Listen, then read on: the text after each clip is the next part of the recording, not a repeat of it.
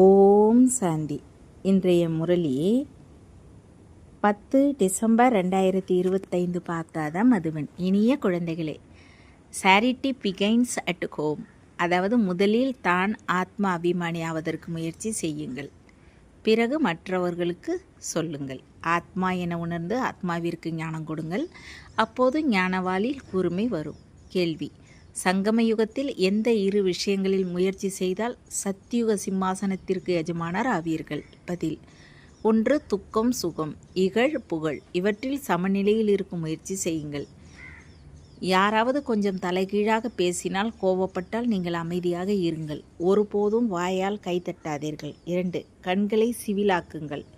Criminal பார்வை முழுமையாக முடிய வேண்டும். ஆத்மாக்கள் நாம் சகோதரர்கள்.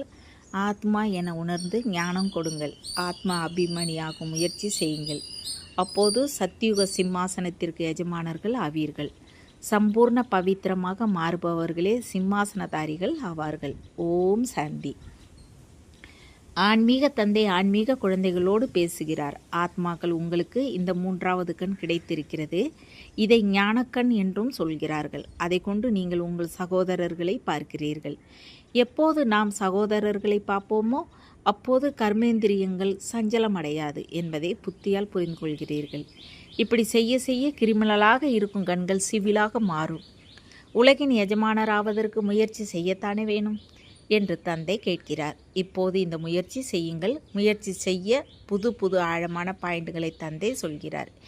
எனவே இப்போது தன்னை சகோதரனாக உணர்ந்து ஞானத்தை கொடுக்கும் பழக்கத்தை ஏற்படுத்த வேண்டும்.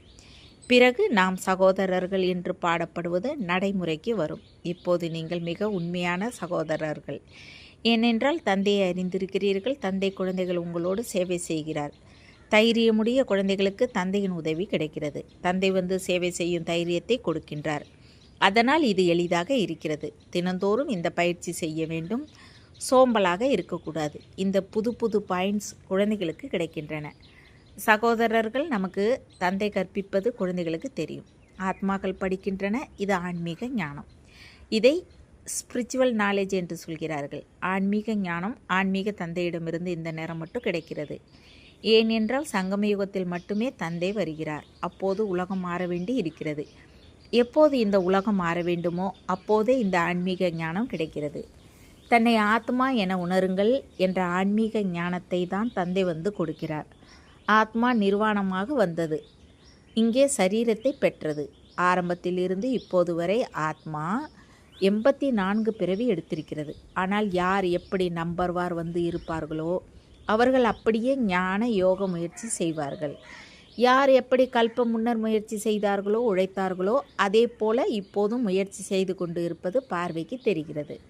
தனக்காக முயற்சி செய்ய வேண்டும், மற்ற யாருக்காகவும் செய்ய வேண்டியதில்லை. எனவே தன்னையே ஆத்மா என உணர்ந்து தன்னோடு முயற்சி செய்ய வேண்டும். பிறர் என்ன செய்தால் நமக்கு என்ன? சாரிட்டி பிகைன்ஸ் அட் ஹோம் என்றால் முதலில் தான் முயற்சி செய்ய வேண்டும், பிறகு மற்றவர்களுக்கு சொல்ல வேண்டும்.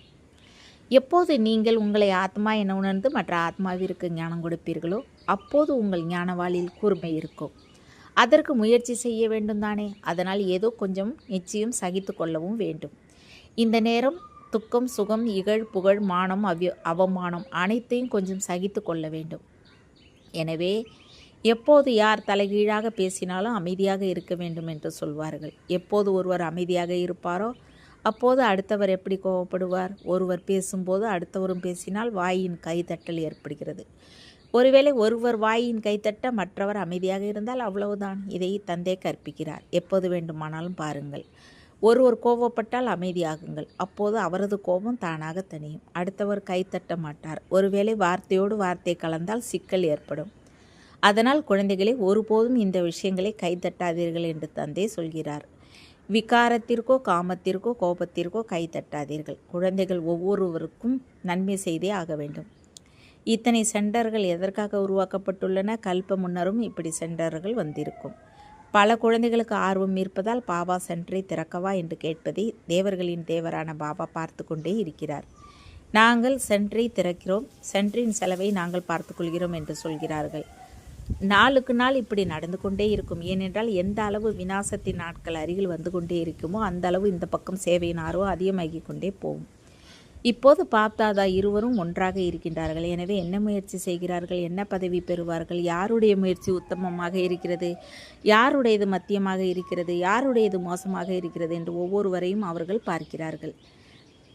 மாணவர்கள் எந்த பாடத்தில் கீழ்மேலாக இருக்கிறார்கள் என்பதை பள்ளிக்கூடத்தில் டீச்சரும் பார்ப்பார். இங்கும் அப்படித்தான். ஒரு குழந்தை நன்றாக கவனம் செலுத்தினால் தன்னை உயர்வாக புரிந்து கொள்கிறார். சில சமயம் தவறு செய்தால் நினைவு செய்யவில்லை என்றால் தன்னை குறைவாக புரிந்து கொள்கிறார். இது பள்ளிக்கூடம் தானே பாபா, நாங்கள் சில நேரம் மிகுந்த மகிழ்ச்சியோடு இருக்கிறோம், சில நேரம் மகிழ்ச்சி குறைகிறது என்று குழந்தைகள் சொல்கிறார்கள். மகிழ்ச்சியாக இருக்க விரும்பினால் மன்மனா பவ, தன்னை ஆத்மா என உணர்ந்து தந்தையை நினைவு செய்யுங்கள் என்று இப்போது தந்தை புரிய வைத்து கொண்டே இருக்கிறார். முன்னால் பரமாத்மாவை பாருங்கள், அவர் அழியாத சிம்மாசனத்தில் அமர்ந்து இருக்கிறார். அதே போல சகோதரர்கள் பக்கம் பாருங்கள், தன்னை ஆத்மா என உணர்ந்து பிறகு சகோதரனோடு பேசுங்கள். சகோதரனுக்கு நான் ஞானம் கொடுக்கிறேன், சகோதரி கிடையாது. பாயி ஆத்மாவிற்கு ஞானம் கொடுக்கிறேன். உங்களுக்கு இந்த பழக்கம் ஏற்பட்டுவிட்டால் உங்களை ஏமாற்றும் கிரிமினல் கண்கள் மெல்ல மெல்ல மூடிக்கொள்ளும். ஆத்மாவிடம் என்ன செய்யும்? எப்போது தேக அபிமானம் வருமோ அப்போது விழுவார்கள். பாபா, என்னுடையது கிரிமினல் கண்கள் என்று பலர் சொல்கிறார்கள். நல்லது. குற்ற கண்களை இப்போது நாகரிக கண்களாக மாற்றுங்கள். தந்தை ஆத்மாவிற்கு மூன்றாவது கண்ணை கொடுத்திருக்கின்றார். மூன்றாவது கண்ணை கொண்டு பார்த்தால் தேகத்தை பார்க்க உங்கள் பழக்கம் விலகிவிடும். தந்தை குழந்தைகளுக்கு டைரக்ஷன் கொடுத்து கொண்டே இருக்கிறார். இவருக்கும் பிரம்மா அப்படியே சொல்கிறார். இந்த பாபாவும் தேகத்தில் ஆத்மாவை பார்க்கிறார். அதனால் இதைதான் ஆன்மீக ஞானம் என்று சொல்லப்படுகிறது. எவ்வளவு உயர்ந்த பதவி பெறுகிறீர்கள் என்பதை பாருங்கள். மிக பெரிய பதவி, அதனால் முயற்சியும் அப்படி செய்ய வேண்டும். கல்ப முன்னர் போலவே அனைவருடைய முயற்சியும் நடக்கும் என்பதை தந்தையும் புரிந்து கொள்கிறார். ஒருவர் ராஜா ராணி ஆவார், ஒருவர் பிரஜை ஆவார். இங்கே உட்கார்ந்து யோகம் செய்ய வைக்கும் பொழுது தன்னை ஆத்மா என உணர்ந்து மற்றவரின் புருவ மத்தியில் உள்ள ஆத்மாவை பார்த்து கொண்டிருந்தால் பிறகு அவரது சேவை நன்றாக நடக்கும். யார் ஆத்மா அபிமானியாக அமர்வாரோ அவர் ஆத்மாக்களையே பார்ப்பார். இதற்கு நன்றாக பயிற்சி செய்யுங்கள். உயர்ந்த பதவி பெற வேண்டும் என்றால் கொஞ்சம் முயற்சியும் செய்ய வேண்டும் தானே. எனவே இப்போது ஆத்மாக்களுக்கு இந்த முயற்சி செய்ய வேண்டும். இந்த ஆன்மீக ஞானம் ஒரு முறை மட்டுமே கிடைக்கிறது, பிறகு ஒருபோதும் கிடைக்காது. கலியுகத்திலும் கிடைக்காது, சத்தியுகத்திலும் கிடைக்காது. சங்கம யுகத்தில் மட்டுமே கிடைக்கும், அதுவும் பிராமணர்களுக்கே கிடைக்கும். இதை நன்றாக நினைவில் கொள்ளுங்கள். எப்போது பிராமணராவீர்களோ அப்போதே தேவராவீர்கள். பிராமணராகவில்லை என்றால் பிறகு எப்படி தேவராவீர்கள்? இந்த சங்கம யுகத்தில் தான் இந்த முயற்சி செய்கிறீர்கள். தன்னை ஆத்மாவாக பிறரையும் ஆத்மாவாக உணர்ந்து அவருக்கு ஞானம் கொடு என வேற எந்த நேரத்திலும் சொல்வதில்லை. தந்தை எதை புரிய வைக்கிறாரோ அதை பற்றி ஞான சிந்தனை செய்யுங்கள். இது சரியா, நமது நன்மைக்கான விஷயமா என்பதை முடிவெடுங்கள். தந்தையின் அறிவுரை எதுவோ அதுவே சகோதரர்களுக்கு கொடுக்க வேண்டும் என்ற பழக்கம் ஏற்படும். பெண்ணுக்கு கொடுக்க வேண்டும், ஆணுக்கும் கொடுக்க வேண்டும், ஆத்மாக்களுக்கே கொடுக்க வேண்டும். ஆத்மாவே ஆண் பெண் ஆகி இருக்கிறது, சகோதர சகோதரி ஆகி இருக்கிறது. குழந்தைகள், உங்களுக்கு ஞானத்தை கொடுக்கிறேன் என்று தந்தை சொல்கிறார். நான் குழந்தைகளின் பக்கம் ஆத்மாக்களை பார்க்கிறேன், மற்ற ஆத்மாக்களும் தந்தையாக இருக்கும் நமது பரமாத்மா ஞானம் கொடுக்கிறார் என்பதை புரிந்து கொள்கிறார்கள். இப்படி இருப்பவர்களே ஆன்மீக அபிமானி ஆனவர்கள் என்று சொல்வார்கள். இதையே ஆத்மா பரமாத்மாவோடு செய்யும் ஆன்மீக ஞானத்தின் கொடுக்கல் வாங்கல் என்று சொல்லப்படுகிறது. எப்போது எந்த விசிட்டர் வந்தாலும் தன்னை ஆத்மா என உணர்ந்து அந்த ஆத்மாவிற்கு தந்தையின் அறிமுகத்தை கொடுக்க வேண்டும் என்று தந்தை அறிவுரை கொடுக்கிறார். ஆத்மாவில் ஞானம் இருக்கிறது, சரீரத்தில் இல்லை. எனவே அவரையும் ஆத்மா என உணர்ந்து ஞானத்தை கொடுக்க வேண்டும். இதனால் அவருக்கும் நன்றாக இருக்கும். அப்போது உங்கள் வார்த்தையில் சக்தி இருக்கும். இது ஞானவாளியில் கூர்மை ஏற்றும். ஏனென்றால் ஆத்மா அபிமானியாகிறீர்கள் தானே. அதனால் இதையும் பயிற்சி செய்து பாருங்கள். இது சரியா என்பதை தீர்மானியுங்கள். மேலும் குழந்தைகளுக்கு இது ஒன்றும் புதிய விஷயமில்லை. ஏனென்றால் தந்தை எளிமையாக்கி புரிய வைக்கிறார். சக்கரத்தை சுற்றி வந்தீர்கள், இப்போது நாடகம் முடிகிறது. இப்போது தந்தையின் நினைவில் இருக்கிறீர்கள். தமோ பிரதானத்திலிருந்து சதோ பிரதானமாகி சதோ பிரதான உலகின் அதிபர் ஆகிறீர்கள். பிறகு அப்படியே எணியில் இறங்குகிறீர்கள். எவ்வளவு சகஜமாக சொல்வதை பாருங்கள். ஒவ்வொரு 5000 வருடங்களுக்கு பிறகும் நான் வர வேண்டியிருக்கிறது. நாடக திட்டத்திற்கு நான் கட்டுப்பட்டு இருக்கிறேன். வந்து குழந்தைகளுக்கு மிக எளிய நினைவு யாத்திரையை கற்பிக்கிறேன். தந்தையின் நினைவில் அந்துமதி சோகதி ஆகும்.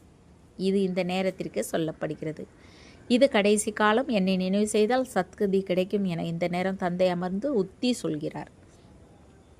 படிப்பின் மூலம் நான் இதை செய்வேன், இன்னார் ஆவேன் என்பதை குழந்தைகளும் புரிந்து கொள்கிறார்கள். நான் சென்று புது உலகில் தேவி தேவர் ஆவேன் என்பது இங்கேயும் இருக்கிறது.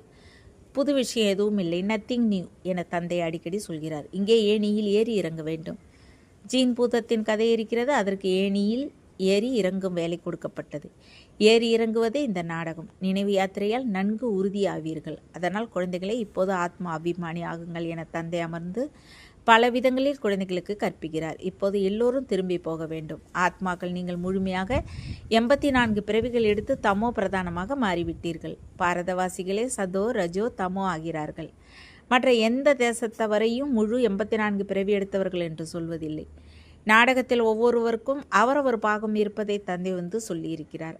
ஆத்மா எவ்வளவு சிறியதாக இருக்கிறது, இவ்வளவு சிறிய ஆத்மாவில் அழியாத பாகம் நிறைந்திருப்பது விஞ்ஞானிகளின் புரிதலுக்கு வருவதில்லை. இதுதான் அனைத்திலும் அதிசய விஷயம். இவ்வளவு சிறிய ஆத்மா எவ்வளவு பாகத்தை நடிக்கிறது, அதுவும் அழியாமல் நடிக்கிறது. இந்த நாடகமும் அழியாதது, முன்னரே நிச்சயிக்கப்பட்டது. இது எப்போது உருவாக்கப்பட்டது என யாராவது சொல்ல முடியுமா? முடியாது. இது இயற்கை. இந்த ஞானம் மிக அதிசயமாக இருக்கிறது. இந்த ஞானம் பெரிய அதிசயம். ஒருபோதும் யாரும் இந்த ஞானத்தை சொல்லவே முடியாது. இந்த ஞானத்தை சொல்லும் சக்தி யாரிடமும் இல்லை. இப்போது நாளுக்கு நாள் தந்தை குழந்தைகளுக்கு புரிய வைத்து கொண்டே இருக்கிறார்.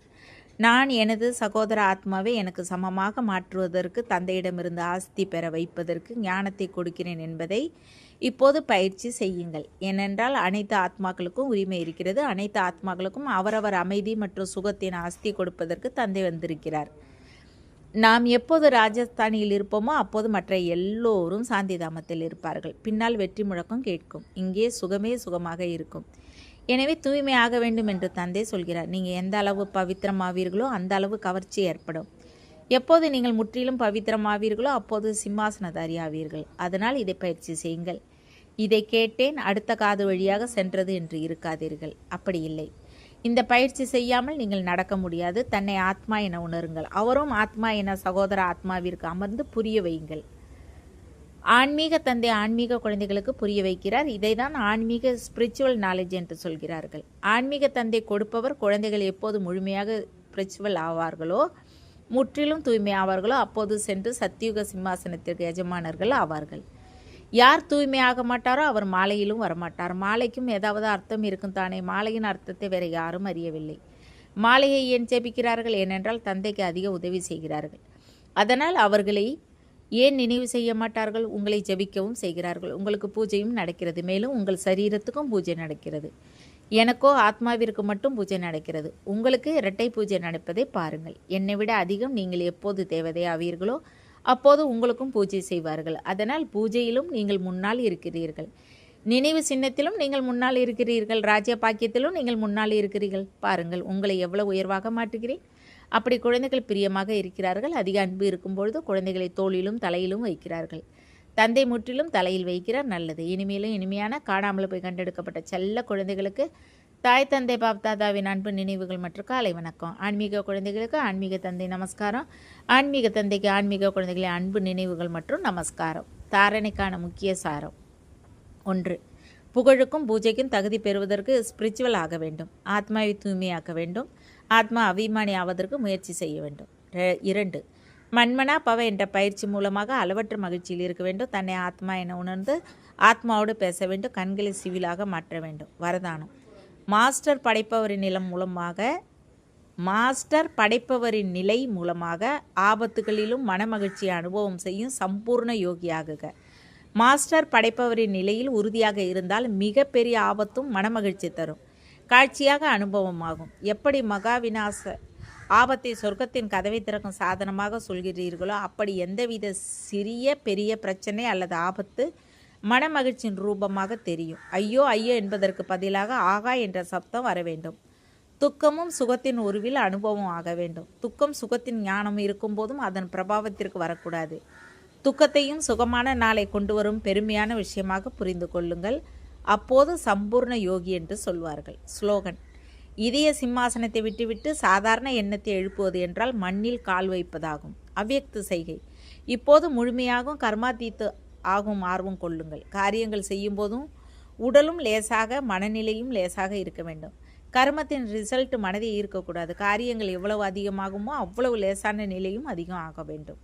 காரியம் தன் பக்கம் கவர்ந்து இழுக்கக்கூடாது. எனினும் எஜமானராகி கர்மத்தை செய்ய வைப்பவர் செய்ய வைக்கிறார், செய்பவர் நிமித்தமாக செய்கிறார் என்ற பயிற்சியை அதிகமாக்குங்கள். அப்போது முழுமையான கர்மாதீத் நிலையை எளிதில் பெறுவீர்கள். ஓம் சாந்தி. தேங்க்ஸ் பாபா.